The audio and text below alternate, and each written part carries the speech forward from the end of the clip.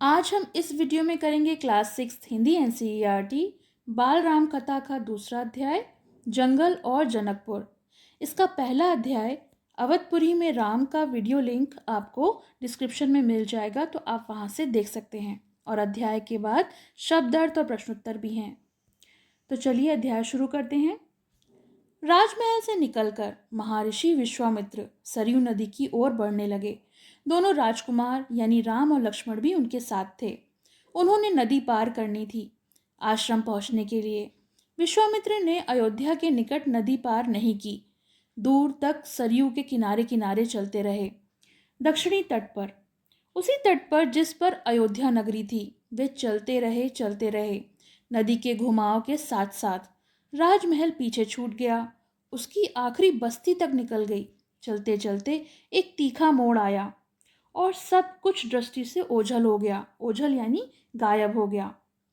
राम और लक्ष्मण ने एक बार भी पीछे मुड़कर नहीं देखा। उनकी नजर सामने थी। महर्षि विश्वामित्र के साथ सधे हुए कदमों के संग संग चल रहे थे। सूरज की चमक धीमी पड़ने लगी। शाम हो गई। राजकुमारों के चेहरों पर थकान का कोई भी चिन्ह नहीं था।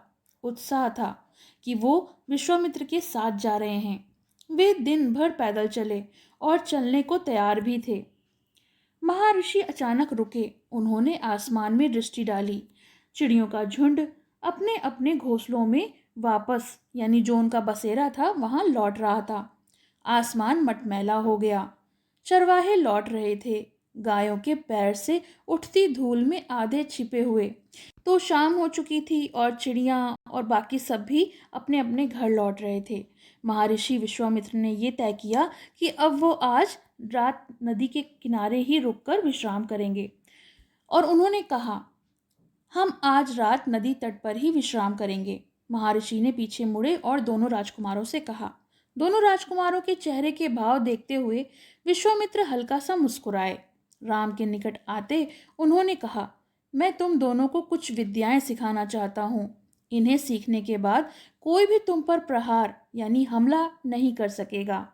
उस समय भी नहीं जब तुम नींद में रहो, यानी जब तुम सो रहे होगे तब भी तुम पर कोई भी हमला नहीं कर सकेगा। ऐसी कुछ विद्याएं वो उनको सिखाएंगे।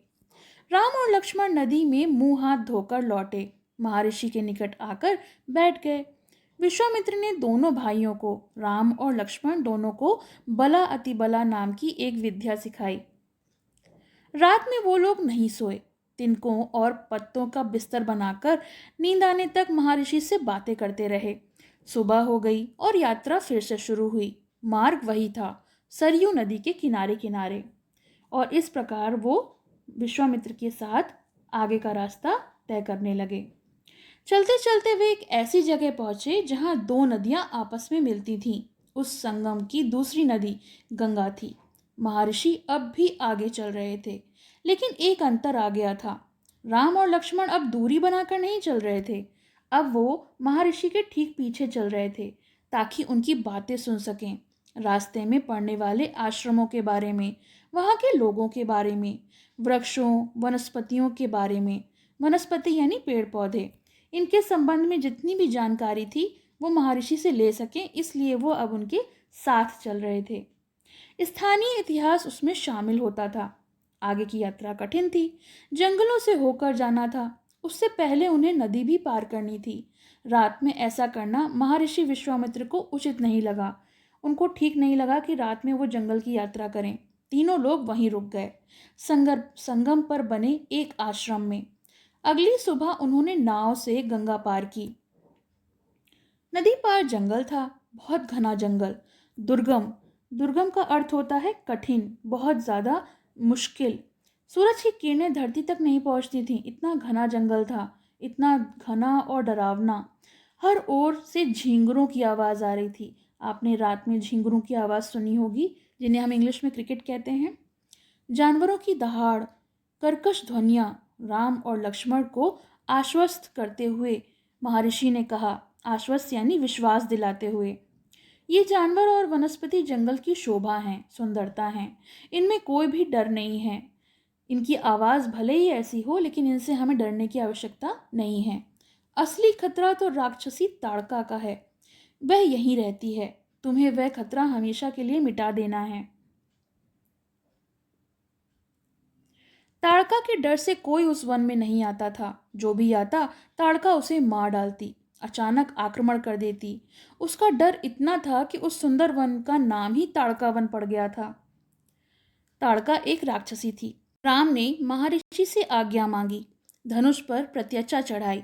प्रत्यचा खींचते समय धनुष की जो पीठ होती है वो उत्तल और पेट अवतल होता है। धनुष का मध्य भाग जो दृढ़ होता है और मोड़ा नहीं जा सकता, उसे धनुष की मूठ कहते हैं। यानी जो प्रत्यचा होती है वो उसकी डोरी होती है। और उसे एक बार खींच कर छोड़ा। इतना ताड़का को क्रोधित करने के लिए बहुत था। टंकार सुनते ही क्रोध से बिलबिलाती हुई ताड़का गरजती हुई राम की ओर दौड़ी।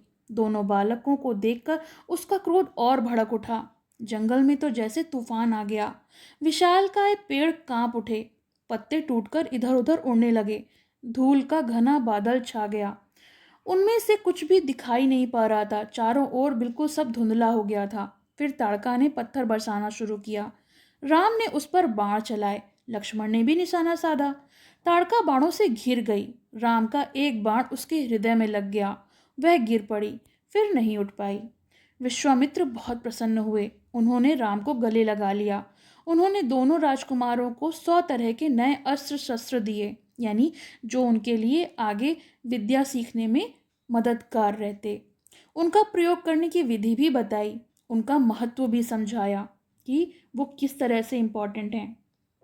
महर्षि का आश्रम वहां से अधिक दूर नहीं था, लेकिन तब तक रात हो चली थी। विश्वामित्र ने वह दूरी अगले दिन तय करने का ही निर्णय लिया। उन्होंने माना कि अब हमें आगे अगले दिन चलना चाहिए। ताड़का मर चुकी थी, इसलिए कोई डर भी नहीं था। तीनों ने रात वहीं पर ताड़का वन में बिताई। ताड़का वन में जो अब पूरी तरह से भयमुक्त हो गया था। सुबह जंगल बदला हुआ था। अब वह ताड़का वन नहीं था। वहां कोई डर नहीं था, किसी प्रकार का कोई भी भय नहीं था, क्योंकि ताड़का मर चुकी थी। भयानक आवाजें गायब हो चुकी थीं। पत्तों से गुजरती हुई हवा थी, उसकी सरसराहट का संगीत था। चिड़ियों की चहचहाहट थी और चारों तरफ शांति थी। अब तो पूरी तस्वीर ही बदल गई थी। सिद्धाश्रम का अंतिम पड़ाव था, महर्षि का आश्रम। महर्षि का आश्रम का नाम सिद्धाश्रम था, जिसको हमने प्रथम अध्याय में पढ़ा था। रास्ता छोटा भी था, मनोहारी भी था। मनोहारी यानी मन को हरने वाला। प्राकृतिक सौंदर्य का आनंद लेते तीनों लोग जल्द ही आश्रम पहुंच गए। आश्रम वासियों ने उनकी अगवानी की। अगवानी होती है स्वागत करना। तो आश्रम वासी जो थे, उन्होंने तीनों की अगवानी की और फिर उसके बाद उनका अभिनंदन भी किया। उनकी प्रसन्नता दुगनी हो गई थी, क्योंकि महर्षि विश्वामित्र के आश्रम के लौटने की तो खुशी थी ही, साथ ही साथ राम लक्ष्मण का भी आगमन हुआ था और उनको उसका भी सुख प्राप्त हुआ था। इस कारण वो बहुत अधिक प्रसन्न थे। विश्वामित्र यज्ञ की तैयारियों में लग गए। अनुष्ठान प्रारंभ हुआ। आश्रम की रक्षा की जिम्मेदारी राम और लक्ष्मण को सौंपकर महर्षि आश्वस्त हो गए। अनुष्ठान अपने अंतिम चरण पर था, पूरा होने वाला था कुछ ही दिनों में, जिसके लिए वो राम और लक्ष्मण को अपने आश्रम में लाए थे। उसी यज्ञ के बारे में बात हो रही है। 5 दिन तक सब ठीक ठाक चलता रहा, शांति से और निर्विघ्न। निर्विघ्न यानी कोई बाधा नहीं पा रही थी। अच्छे से 5 दिन तक वो सब चलता रहा। लगता था कि राजकुमारों की उपस्थिति में राक्षसों को भगा दिया है, मतलब वो उनके डर से वहां नहीं आ रहे हैं। राम और लक्ष्मण यज्ञ पूरा होने तक न सोने का निर्णय ले चुके थे। वह लगातार जागते रहे, चौकस रहे यानी चौकन्ने रहे। कमर में तलवार, पीठ पर तुणिर, हाथ में धनुष, प्रत्यचा चढ़ी हुई, हर स्थिति के लिए तैयार, यानी कोई कहीं से भी आक्रमण कर दे, दोनों राजकुमार राम और लक्ष्मण तैयार थे हमला करने के लिए। अब अनुष्ठान का अंतिम दिन था। अचानक भयानक आवाजों से आसमान भर गया। सुबाहु और मारिच ने राक्षसों के दल बल के साथ आश्रम पर धावा बोल दिया। मारिच क्रोधित था, यज्ञ के अलावा भी इस बात से कि राम लक्ष्मण ने उसकी मां को मारा था, ताड़का को। राम ने राक्षसों का हमला होते ही कार्रवाई की, धनुष उठाया और मारिच को निशाना बनाया। मारिच बाण लगते ही मूर्छित हो गया। मूर्छित यानी बेहोश हो गया। बाण के वेग से वो बहुत दूर जाकर गिरा, समुद्र के किनारे, मगर मरा नहीं। जब उसे होश आया तो उठकर दक्षिण दिशा की ओर भाग गया। राम का दूसरा बाण सुबाहु को लगा, उसके प्राण वहीं निकल गए। सुबाहु के मरने पर राक्षस सेना में भगदड़ मच गई, हड़कंप मच गया। वे चीखते चिल्लाते भागे। कुछ लक्ष्मण के बाणों का शिकार हो गए, मतलब लक्ष्मण भी बाण चला रहे थे, तो कुछ उसके शिकार हो गए। अन्य जान बचाकर भाग खड़े हुए। महर्षि विश्वामित्र का अनुष्ठान संपन्न हो गया। राम ने महर्षि को प्रणाम करते हुए पूछा, अब हमारे लिए क्या आज्ञा है मुनिवर? महर्षि ने राम को गले लगाया और कहा, हम लोग यहाँ से मिथिला जाएंगे, महाराज जनक के यहाँ, विधेयराज के दरबार में। मैं चाहता हूँ कि तुम दोनों मेरे साथ चलो उनके आयोजन में हिस्सा लेने के लिए। महाराज के पास एक अद्भुत, एक अनोखा शिव धनुष है, तुम भी उसे देखो। राम और लक्ष्मण अगली यात्रा को लेकर काफी उत्साहित थे। नए स्थान को देखने और जानने का अवसर मिला था उन्हें। सोन नदी पार करके विश्वामित्र मिथिला की सीमा के पास पहुंच गए, अपने शिष्यों और राजकुमारों के साथ। वे गौतम ऋषि के आश्रम से होते हुए नगर में पहुंचे। राजा जनक ने महल से बाहर आकर विश्वामित्र का स्वागत किया। तभी उनकी दृष्टि राजकुमारों पर पड़ी। विधेयराज चकित रह गए, चकित यानी आश्चर्य में पड़ गए। वे स्वयं को रोक नहीं पाए। महर्षि ने पूछा, ये सुंदर राजकुमार कौन हैं? मैं इनके आकर्षण से खिंच रहा हूँ। ये राम और लक्ष्मण हैं, महाराज दशरथ के पुत्र। मैं इन्हें अपने साथ लाया हूँ इनका आपका जो अद्भुत धनुष है उसको दिखाने के लिए, जो शिव धनुष है उसे दिखाने के लिए वो वहां पर उनको दोनों को ले गए थे। विधेयराज ने महर्षि और उनके शिष्यों और राजकुमारों के ठहरने की व्यवस्था कर दी, एक सुंदर उद्यान में। अगले दिन सभी आमंत्रित लोग, ऋषि मुनि और राजकुमार यज्ञशाला में उपस्थित हुए, जहां पर आयोजन हो रहा था। वहां महर्षि ने फिर धनुष का उल्लेख किया, धनुष के बारे में बताया। महाराज जनक ने अपने अनुचरों को आज्ञा दी, शिव धनुष को यज्ञशाला से लाया जाए।